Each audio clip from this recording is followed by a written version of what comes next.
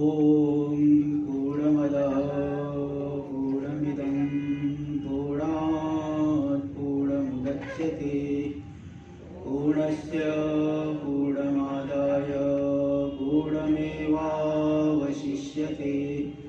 ॐ शान्ति शान्ति शान्तिः।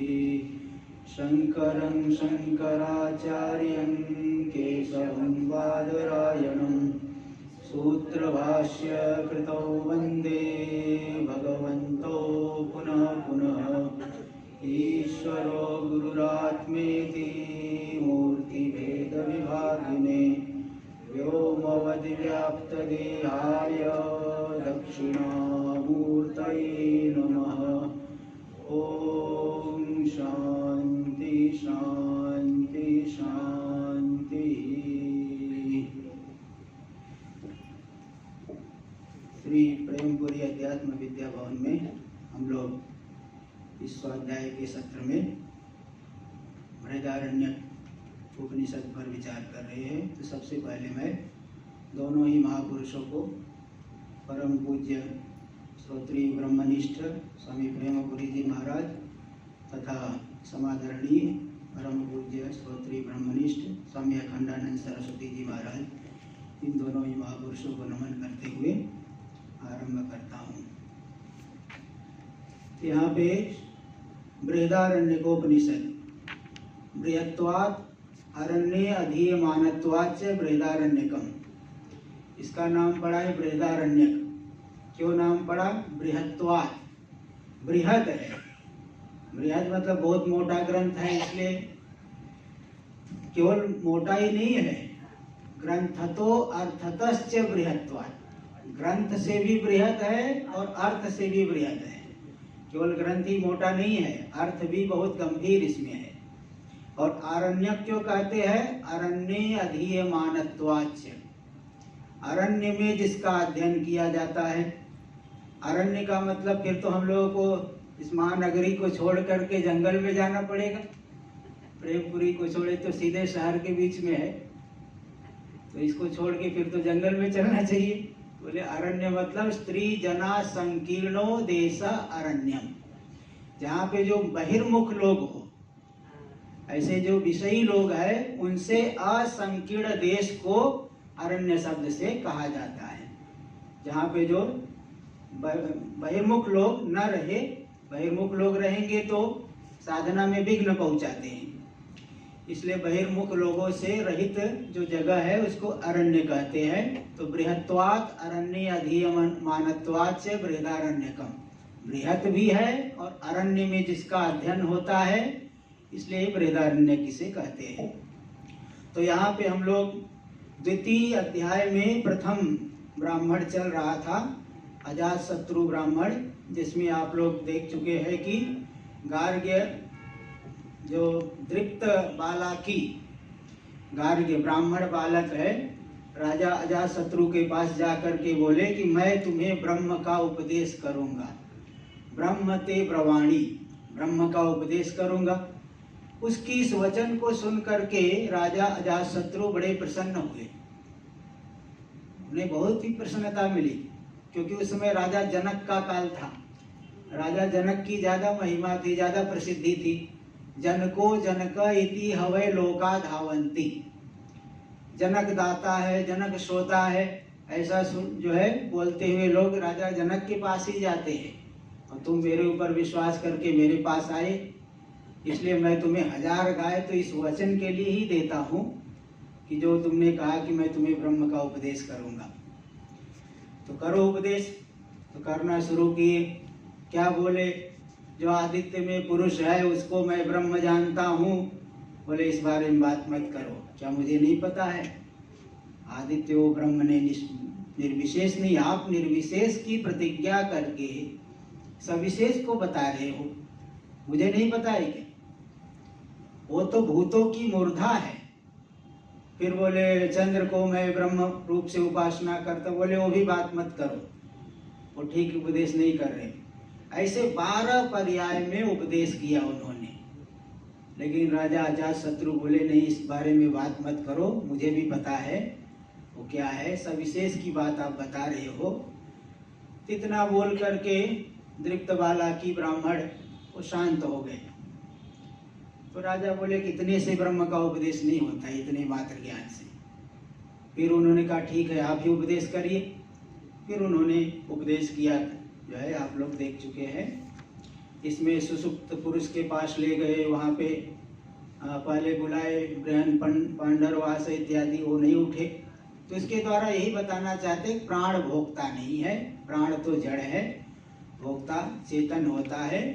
भले निर्विशेष चेतन भी भोक्ता नहीं है, किंतु सविशेष उपाधि विशिष्ट होकर के वही भोक्ता बना हुआ है चेतन।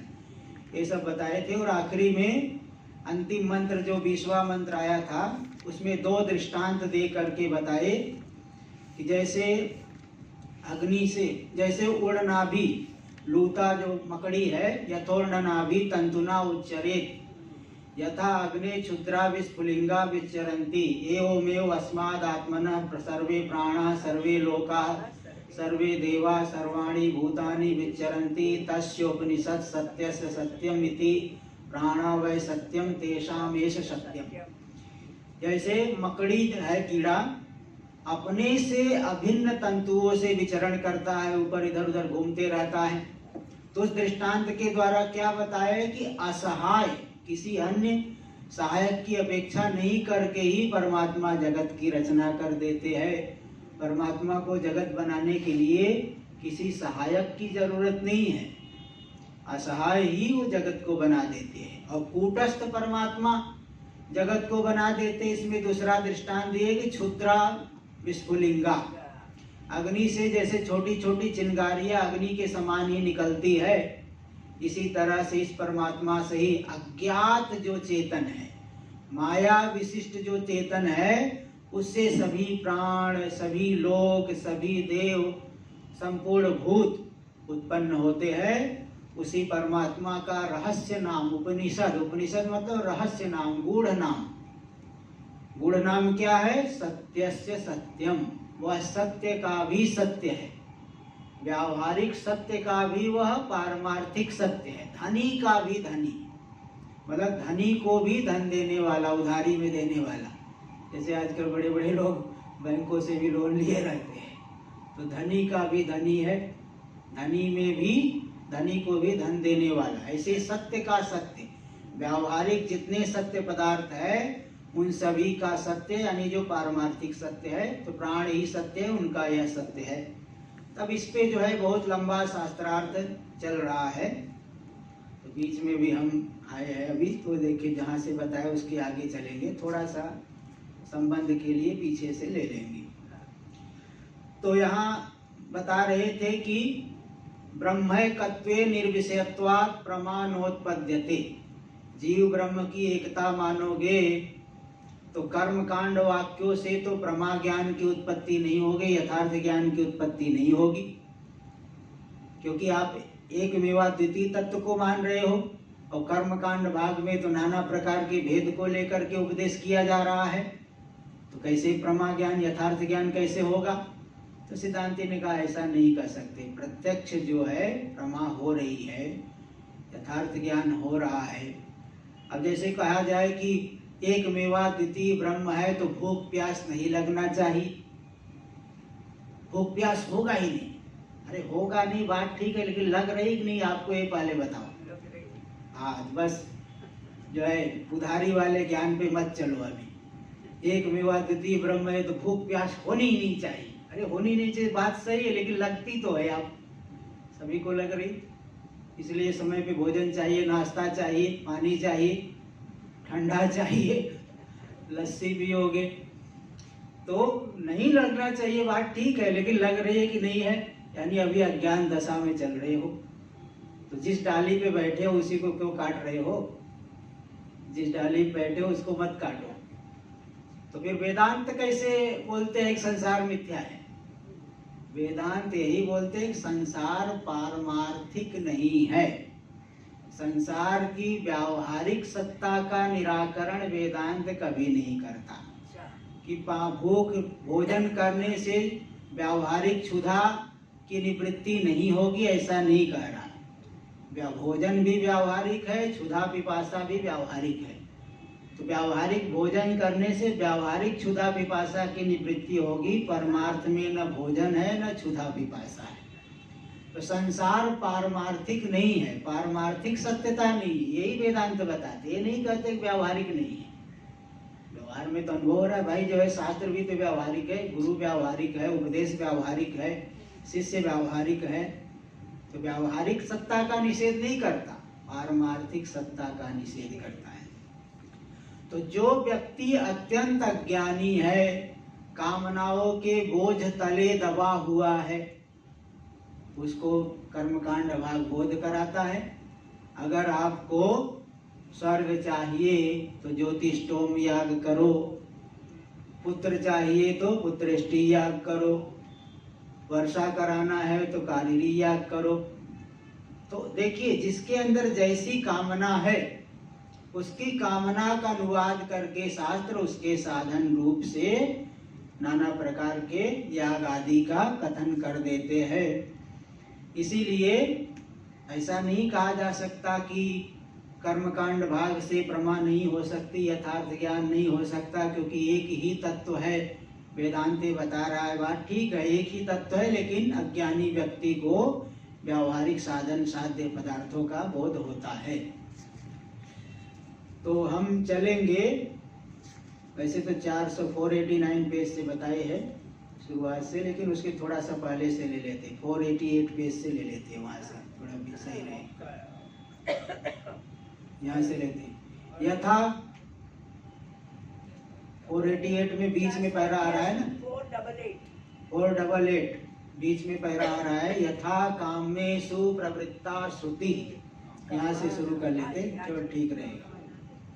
यथा कामेषु प्रवृत्ता श्रुति कामानां मिथ्या ज्ञान प्रभवत्वे सत्यपि यथा प्राप्तानेव कामानुपादाय तत्साधनान्यो विधत्ते न तो कामानां मिथ्या ज्ञान प्रभवत्वात् अनर्थ रूपत्वं चेति न विदधाति। पहले यहाँ तक देख लीजिए। यथा कामेषु प्रवृत्ता श्रुति, काम में कर्मों का विधान करने के लिए जो प्रवृत्त हुई है श्रुति। वेद में कर्मकांड भाग में कई प्रकार के कर्म बताए गए, नित्य कर्म, नैमित्तिक कर्म, काम्य कर्म, प्रायश्चित्त कर्म। नित्य कर्म क्या है? जिनका अलग से कोई फल न हो, लेकिन नहीं करोगे तो पाप लगेगा। इसका उदाहरण तो आप स्वयं समझते, झाड़ू लगाते हो आप घर में, झाड़ू लगाने का कोई पेमेंट नहीं मिलता आपको सरकार की तरफ से कि झाड़ू लगाओगे तो महीने में जो है 10,000 पगार मिलेगा घर में झाड़ू लगाने से, लेकिन नहीं लगाओगे तो अनर्थ हो जाएगा, रहने लायक घर नहीं बचेगा। ऐसे ही नित्य कर्म है, नित्य कर्म इसी प्रकार का है, करोगे तो अलग से फल नहीं है, ऐसा मीमांसक लोग कहते हैं। वेदांती तो उसका फल मानते हैं। वेदांती लोग कहते भाई नित्य कर्म का मुख्य फल है अंतःकरण की शुद्धि, और उसका गौण फल है स्वर्ग आदि लोकों की प्राप्ति। कोई भी आश्रमी है, कोई भी जो है वर्ण वाला है, अपने विहित कर्म को करेगा तो उस कर्म के बल से ही उसे स्वर्ग की प्राप्ति, कम से कम स्वर्ग की प्राप्ति जरूर होगी। हाँ, अपने अपने वर्णाश्रम कर्म को करने से स्वर्ग लोक की प्राप्ति मिनिमम इतना, कम से कम इतना तो मिलेगा।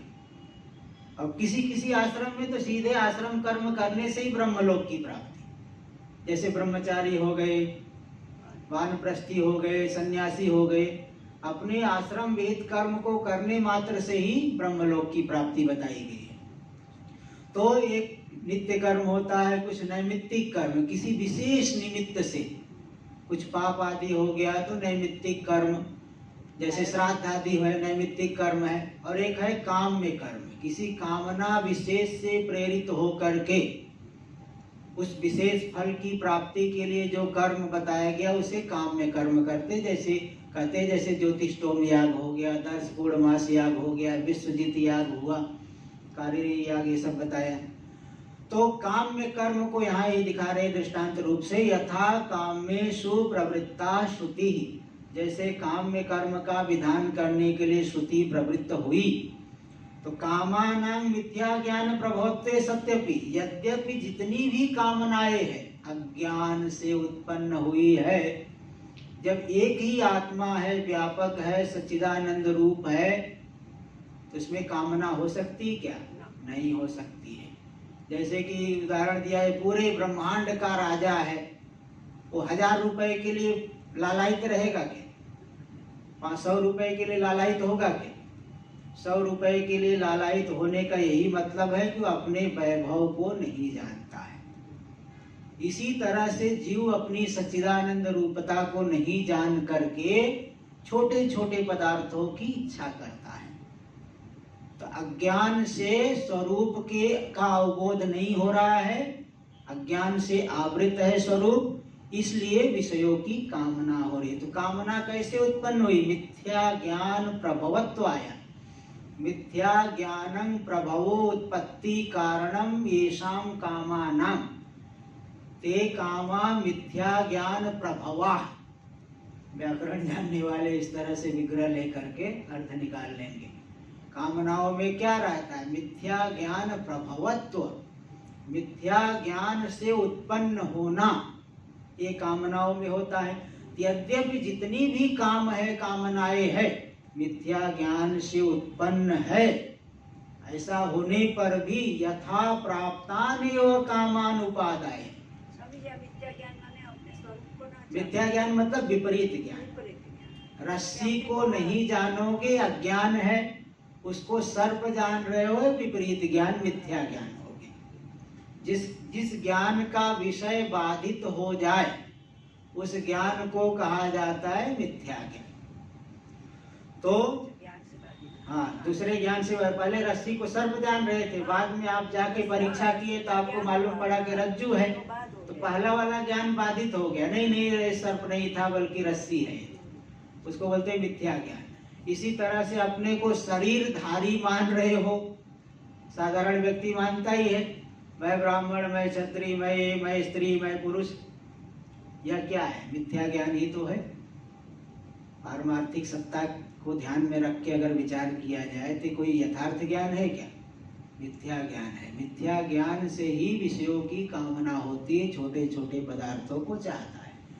तो मिथ्या ज्ञान से उत्पन्न है कामनाएं। ऐसा होने पर भी तो शास्त्र पारमार्थिक सत्ता वाले को नहीं, हो निम्न अधिकारी के लिए कर्म का विधान कर रहा है ना, इसलिए यथा प्राप्तानेव कामानुपादाय, यथा प्राप्त कामनाओं को लेकर के, भाई जिसके अंदर जो कामना है वो तो है ही, उसको सीधे तो हटा नहीं पाएंगे हम, इसलिए अगर हम सही साधन को नहीं बताएंगे तो गलत रास्ते से उसका अर्जन करना चाहेगा। इसलिए उसकी अविद्या जनित कामनाओं को ध्यान में रख करके ही उसकी प्राप्ति के लिए शास्त्र उस उपादाय तत्साधनान्यो विधत्ते, उनके साधनों का विधान कर देता है। स्वर्ग की प्राप्ति करना है तो ज्योतिषोम करो, धन की प्राप्ति करना है कर्म करो, शत्रु को रास्ते से हटाना है तो कुल्हाड़ी लेके मारने मत जाओ, सेन याग करो। उसके अंदर तीव्र कामना है ना, सीधे हटा नहीं पाएंगे। उसकी कामना को ध्यान में रख करके उस विशेष फल की प्राप्ति के लिए साधनान्यव विधत्ते, तरह तरह के साधन जो याग होम आदि है उसका विधान कर देता है। तो काम में कर्म में देखो, शास्त्र जानता है कि ये सब मिथ्या ज्ञान से उत्पन्न है कामना, तो भी व्यक्ति की सीधी कामनाओं को शांत नहीं किया जा सकता, हर एक व्यक्ति को हटाया नहीं जा सकता। जैसे कहा जाए कि भाई सब मिथ्या है, क्यों विवाह करना चाहते हो? विवाह क्यों करना चाहते हो? सब तो मिथ्या है। लेकिन बहुत बोलने पर भी लोग नहीं मानेंगे, वो तो करेंगे। तो शास्त्र कहता है अपने वर्ण में अपनी जो सजाती स्त्री के साथ, सजाती कन्या के साथ विवाह करो। तो देखो किस तरह से जानता है शास्त्र, पता है सब मिथ्या है, वेद भगवान को मालूम है, तो भी हर एक व्यक्ति को हटाया नहीं जा सकता ना वहां से, इसलिए सही रास्ता दिखा देता है शास्त्र। अलग अलग प्रकार के अधिकारी के लिए अलग अलग साधनों का विधान करता है। न तु कामानां मिथ्या ज्ञान प्रभवत्वात् अनर्थ रूपत्वं च इति न विदधाति। कामनाएं तो मिथ्या ज्ञान से उत्पन्न है, कामनाएं तो अनर्थ रूप है, इसलिए कर्म का विधान नहीं करना चाहिए, ऐसा नहीं करता। कर्म का विधान अवश्य करता है। इति न विदधाति, इति न, नहीं विधान करता ऐसी बात नहीं है, अवश्य ही विधान करता है, क्योंकि वहां का अधिकारी अलग है।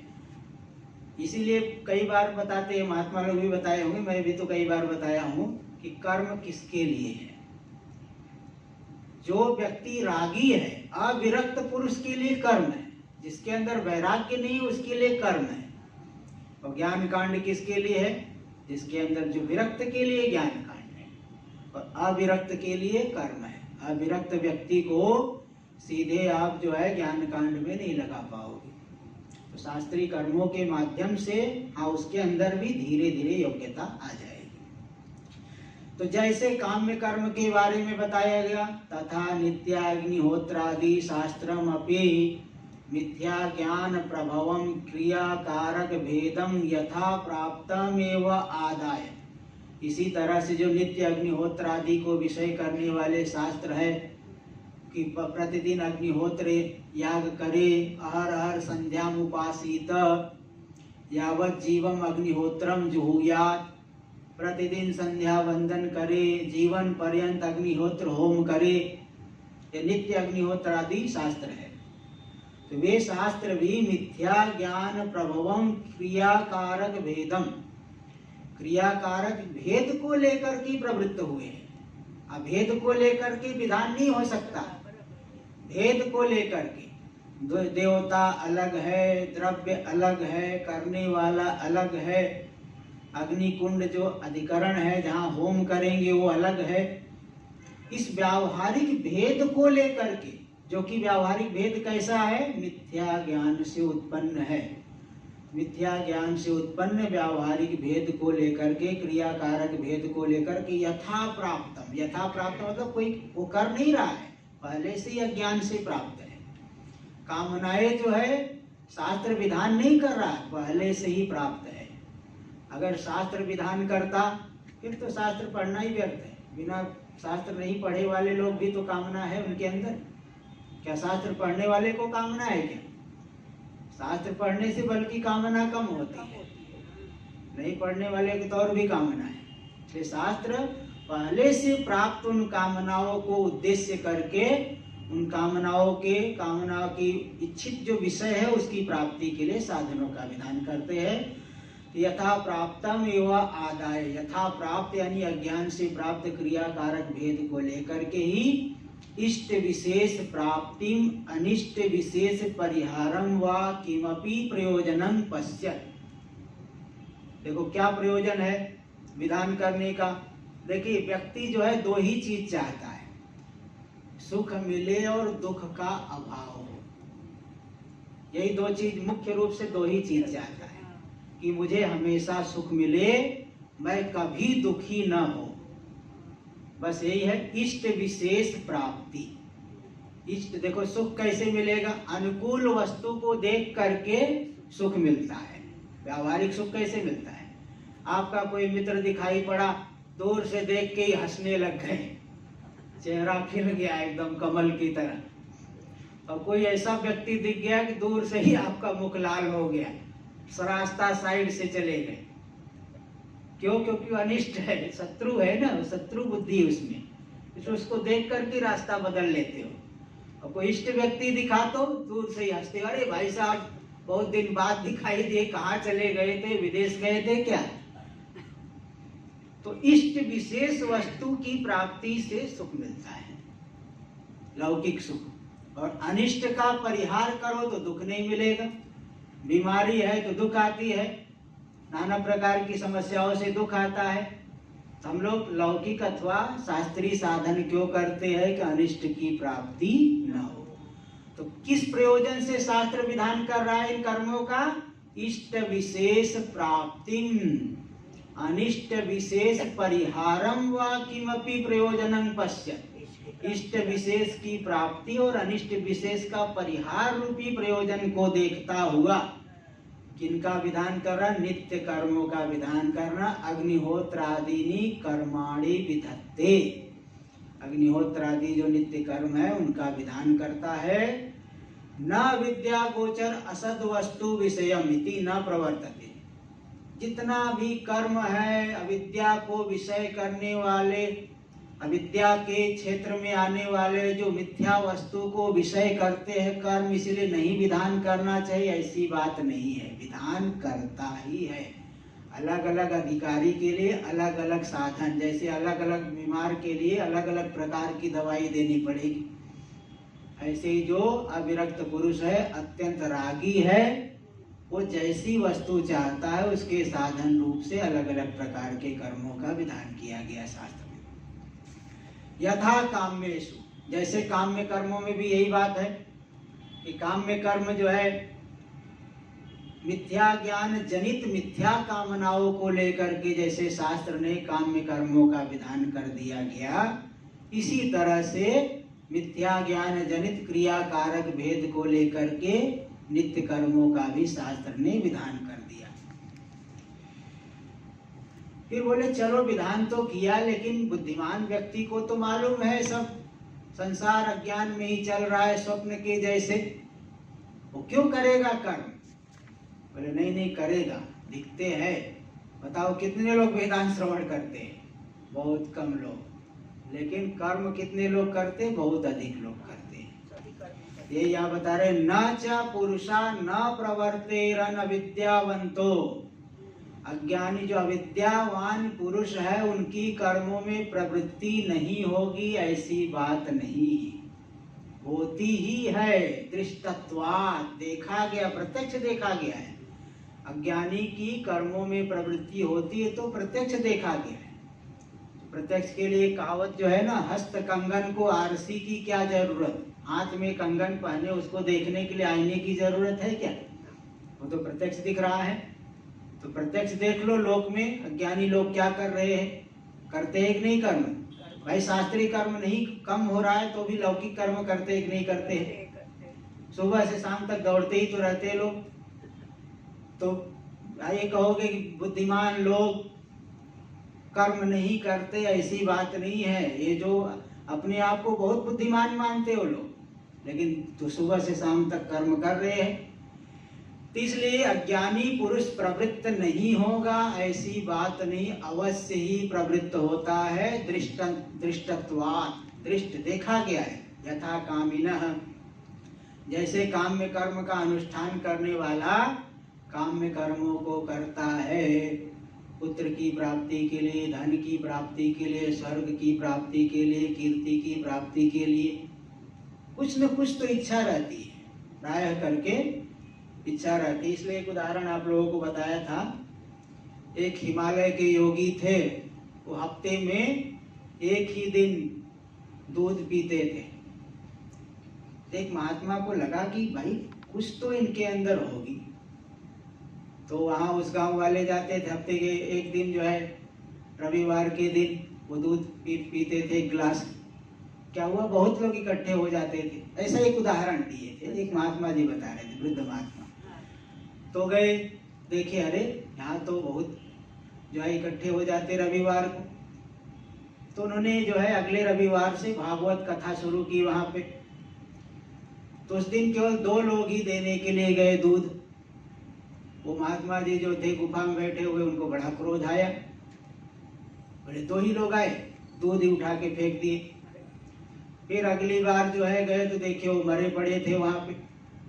तो मतलब क्या होता है ना, बड़ी सूक्ष्म कामनाएं भी होती है। कामनाओं से व्यक्ति, जैसे यहाँ कामी व्यक्ति जो है वह कामनाओं काम्य कर्मों का अनुष्ठान करता है, ऐसे अज्ञानी पुरुष कर्मों का अनुष्ठान तो अवश्य करता है। ऐसा नहीं कह सकते कि लोग बुद्धिमान है ना, इसलिए वो मिथ्या संसार मिथ्या ज्ञान से जनित है, ऐसा जान करके कर्म नहीं करेंगे, ऐसी बात नहीं है। जब तक वैराग्य नहीं होगा तब तक कर्म अवश्य करते हैं, इसलिए शास्त्र में कर्मों का विधान किया गया है। आगे देखिए, शंका कर रहे, अभी विद्यावतामेव कर्माधिकार इति चेत्, पूर्व पक्षी कह रहा है देखिए कर्म में अधिकार किसका है? ज्ञानी का ही तो कर्मों में अधिकार है, क्योंकि शास्त्र में भी जो जहाँ कर्म का विधान किया गया, विद्वान यजेत य एवं विद्वान पौर्णमासीम यजते य एवं विद्वान अमावास्याम यजते, विद्वान याग करे, जो विद्वान पौर्णमासी याग करता है, जो विद्वान अमावस्या याग करता है। ये उदाहरण बहुत एक वाक्य आए हैं, विधान करने वाले वक्त विद्वान यजन करे। और दूसरी बात उदाहरण भी है, गीता में भी श्लोक आया है, कर्मणैव संसिद्धि मास्तिता जनकादय। जनक आदि लोग कर्मों के द्वारा ही संसिद्धि की प्राप्ति किए हैं। तो जनक क्या साधारण व्यक्ति हो, तो विद्वान है। तो विद्वानों का ही तो कर्म में अधिकार है, ज्ञानी का तो नहीं है, क्योंकि वहां विद्वान यजेत, विद्वान यजन करे, विद्वान पौर्णमासी याग करे, विद्वान अमावस्या याग करे। राजा जनक विद्वान है, देखो कर्म के द्वारा संसिद्धि प्राप्त की, विद्वान होकर के भी कर्म किए। तो इससे क्या सिद्ध हो रहा है कि अज्ञानी की कर्मों में प्रवृत्ति नहीं होती, बल्कि ज्ञानी की होती है। इति चेत, तो सिद्धांती कह रहा है, इसका उत्तर दे रहे हैं। देखिए भाई, कौन से विद्वान की बात आप कर रहे हो? क्या ब्रह्म ज्ञान की बात कर रहे हो कि लौकिक ज्ञान की बात कर रहे हो, अथवा द्रव्य देवता आदि ज्ञान की बात कर रहे हो? ब्रह्म ज्ञान की बात करोगे, जब ब्रह्म ज्ञान हो गया है, जब अपने से भेद भिन्न किसी को देखेगा ही नहीं, यत्र तु अस्य सर्वम आत्मैवा भूत तत् केन कम पश्येत केन कम शृणुयात केन कम विजानीयात। जिस विज्ञान दशा में सब कुछ आत्म रूप ही देख रहा है ज्ञानी, किसके द्वारा किसको देखे, किसके द्वारा किसको सुने। तो जब भेद है ही नहीं, कर्म कहाँ से संभव होगा? कर्म की हो ही स्वरूप ही चीन्हे। तुलसीदास जी लिखे रामायण में, जब स्वरूप को आप पहचान लिए तो कर्म हो सकता है क्या? इसलिए ज्ञानी का की कर्मों में प्रवृत्ति, तो मतलब ब्रह्म ज्ञानी की तो नहीं कर सकते। रही बात जनकादि, वो तो लोक संग्रह के लिए करते थे, अथवा पूर्व के अभ्यास से वो कर रहे हैं, पूर्व के अभ्यास के संस्कार से कर रहे हैं। उनके अलग से कोई उनको प्रयत्न नहीं करना पड़ रहा है, उनकी दृष्टि में कर्म नहीं है। तो ब्रह्म ज्ञानी का कर्मों में अधिकार, ऐसा तो नहीं कर सकते। और केवल लौकिक ज्ञान से कर्म हो जाएगा, यह भी नहीं कर सकते। जिस व्यक्ति को देवता का ज्ञान न हो, द्रव्य का ज्ञान न हो, वह व्यक्ति कर्म कर सकता है? नहीं कर सकता। इसीलिए तो कर्म के अधिकारी का भी 4 विशेषण दिया गया। जैसे ज्ञान के अधिकारी के लिए विवेक, वैराग्य, समाधि, षट संपत्ति और मुमुक्षा, ये 4 विशेषण वेदांत के अधिकारी के लिए जरूरी होता है। ऐसे कर्म के लिए के अधिकारी का भी 4 विशेषण होता है। अर्थी, समर्थो, विद्वान, अपरिदस्तस्य। अर्थी मतलब कामी होना चाहिए, कामना वाला, किसी फल विशेष को चाहेगा तभी कर्म करेगा। सन्यासी पुत्रेष्टि याग नहीं करता। कभी करते हुए दिखा कि एक सन्यासी, फलाना सन्यासी थे, पुत्रेष्टि याग कर दिए। भाई जिसको पुत्र की इच्छा होगी वो क्यों सन्यास लेगा? और सन्यास लेगा पुत्र की इच्छा नहीं हो सकती, पुत्रेष्टि याग थोड़ी करेगा। पहला विशेषण कर्मी का होता है, अर्थी होना चाहिए। किसी कोई कामना होगी तभी तो कर्म करेगा। अर्थित्व, कामना पहला विशेषण होता है कर्मी का। दूसरा विशेषण होता है सामर्थ्य, धन संपत्ति होना चाहिए। ऐसा नहीं पंडित जी को बुला लिए और बिना दक्षिणा के ही भेज दिए। पंडित जी भी शाप देते हुए गए, जा तेरा सत्यानाश हो। हाँ बताओ, कर्म करा लिए और दक्षिणा देने के लिए पैसा नहीं है, उधारी में काम चला रहे हो। हाँ, दुकान से भी उधारी, और पंडित जी को बोल दे 6 महीने बाद देंगे। अरे जेब में माल कुछ तो हो तब तो कर्म करोगे, ऐसे थोड़ी कर्म होता है। सामर्थ्य होना चाहिए, धन संपत्ति होना चाहिए। विद्वान, वेद पढ़ा होना चाहिए, यज्ञोपवीत संस्कार हुआ हो, विद्वत्ता चाहिए। द्रव्य देवता आदि का ज्ञान होगा ही नहीं, कर्म कहाँ से करेगा। और चौथा अपरिदस्तत्व, परिदस्त निषिद्ध, लंगड़ा, लूला, बहरा, काना और अंधा देखेगा ही नहीं, होम कहाँ से करेगा। अग्नि कुंड की जगह साइड में कहीं आहुति डाल दिया, उससे कर्म होगा क्या। लंगड़ा है, पंडित जी बोले 1-2 परिक्रमा लगाओ, क्या स्ट्रेचर पे बैठ के परिक्रमा कराओगे क्या। बहरा सुनेगा ही नहीं, कहां से आहुति देगा। इसलिए इनको अभी निषेध किया गया है। अर्थी समर्थो विद्वान परिदस्तस्य कर्मण्यधिकारी, कर्म में यही अधिकारी, कर्म के अधिकारी का भी 4 विशेषण होता है। तो इसलिए आप ये नहीं कह सकते कि ब्रह्म ज्ञानी कर्म करेगा अथवा केवल लौकिक ज्ञानी कर्म करेगा। हाँ, इतना मैं मानता हूं कि जिसको द्रव्य देवता आदि का ज्ञान है, कर्म वेद को पढ़ा हुआ है, लेकिन कामी पुरुष होगा वही व्यक्ति कर्म करेगा। इति चेत न, सिद्धांति करा नहीं, ब्रह्म ज्ञान की बात तो नहीं कर सकते, द्रव्य देवता आदि का ज्ञान तो चाहिए। ब्रह्म एकत्व विद्यायाम कर्माधिकार विरोधस्य उक्तत्वात्, ब्रह्मैकत्व विद्या के होने पर जीव ब्रह्म की एकता को जान लिया, अब तो कर्म ही मिट गया, भेद ही नहीं रहा, देवता ही वहां से भाग खड़े हुए, समझ लो, तो भेद ही नहीं दिखेगा। तो कर्माधिकार, कर्म का अधिकार जो है, कर्म की योग्यता, उसका साथ विरोध हो जाएगा ब्रह्म विद्या का। यहाँ अधिकार शब्द का अर्थ फल स्वाम्य संबंध बोध को विधि, अधिकार विधि है ना। अधिकार का अर्थ होता है कि विधि पुरुष संबंध आदि, इसको अधिकार शब्द से कहते हैं। अधिकार का अर्थ सामान्य रूप से योग्यता ले लीजिए, कर्म की योग्यता के साथ विरोध है ब्रह्म विद्या का। क्योंकि ब्रह्म विद्या होने पर जब एक ही तत्व को देखेगा तो कर्म कर सकता है क्या। भेद जब दर्शन करेगा ही नहीं तो कर्म कहाँ से करेगा। इसलिए इस बात को पहले कहा जा चुका है। इसलिए ब्रह्म ज्ञान होने पर कर्म करेगा ऐसा नहीं कह सकते। हाँ, ये है कि द्रव्य देवता आदि भेद का ज्ञान तो होना चाहिए। और गीता में भी इसीलिए 2 प्रकार की निष्ठा की बात आ गई। लोकेस्मिन् द्विविधा निष्ठा पुरा प्रोक्ता मया नघ, ज्ञान योगेन सांख्यानाम कर्म योगेन योगिना।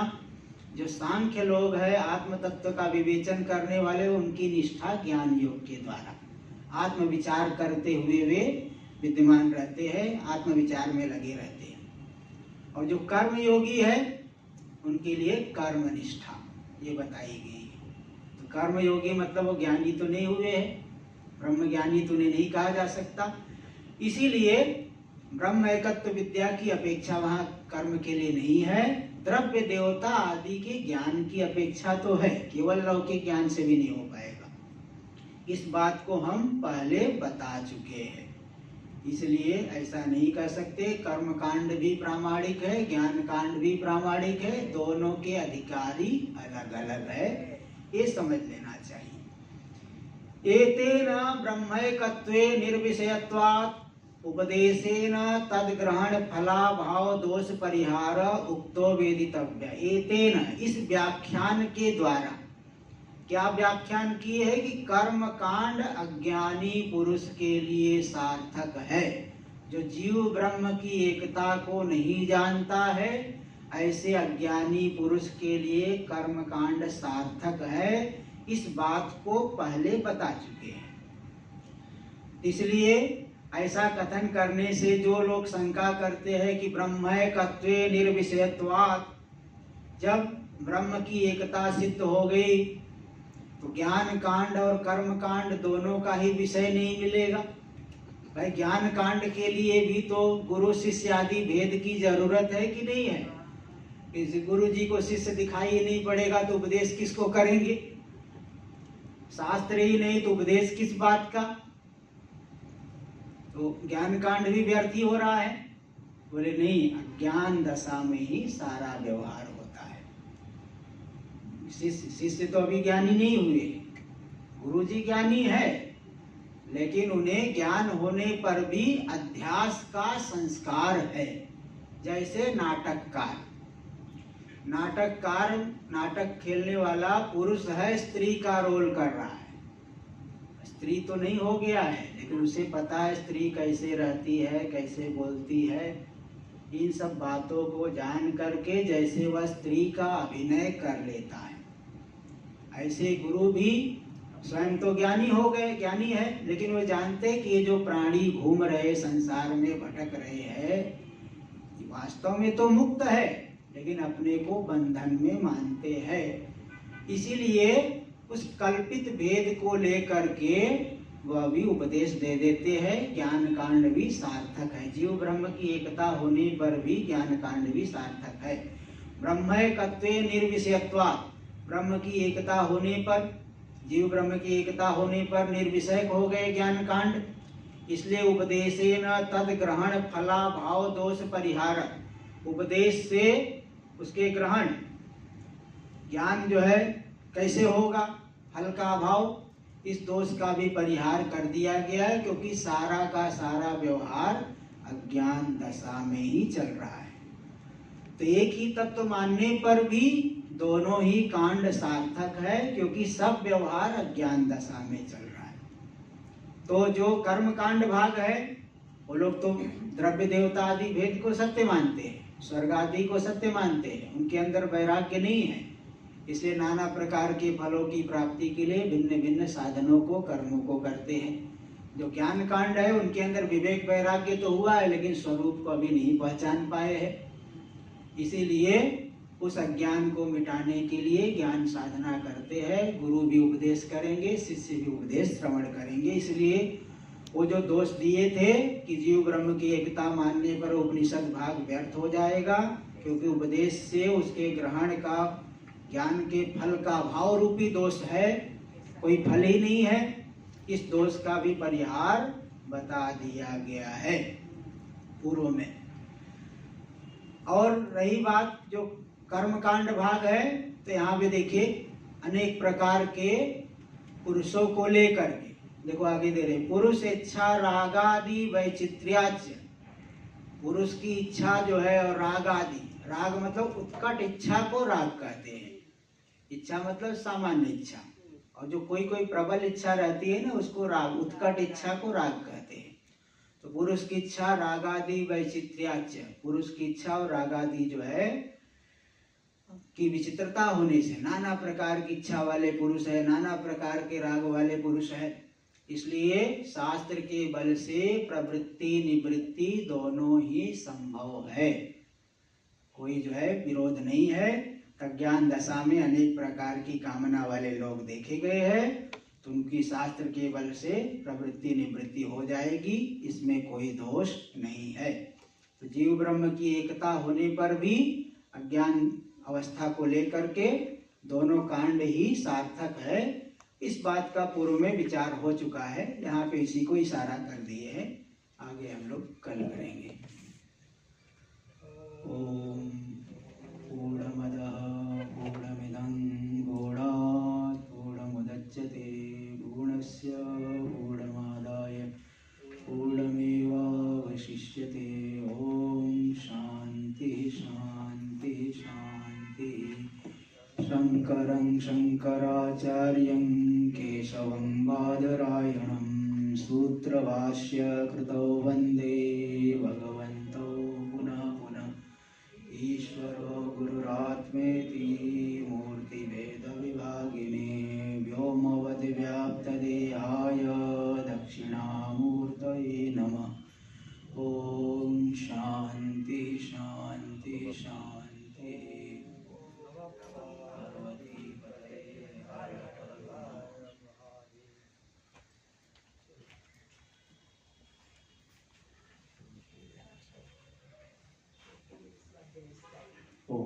पूज्य महाराज जी के बड़े शिष्यों वंदन।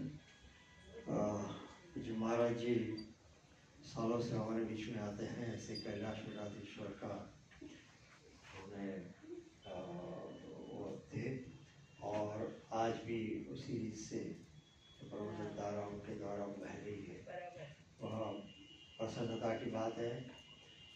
मुझे पूरे महीने तक हमारे बीच में कुछ महाराज जी स्वाध्याय प्रवचन करेंगे और 16 तारीख से शतश्लोकी जो उनका चल रहा था वो 8 से 9 वह भी हमें प्राप्त होगा।